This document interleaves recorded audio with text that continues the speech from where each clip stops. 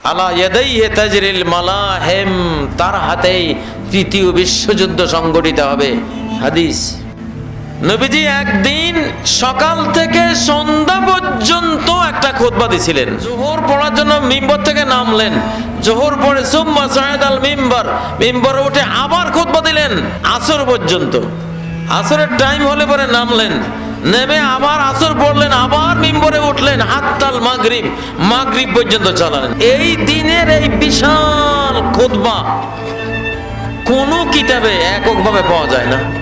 আবু হুরায়রার ওই গোপন ব্যাগের মধ্যে বর্তমান মার্কিন প্রেসিডেন্টের নাম আসছে, ইসমুহু তাবরাস তাবের তেবের।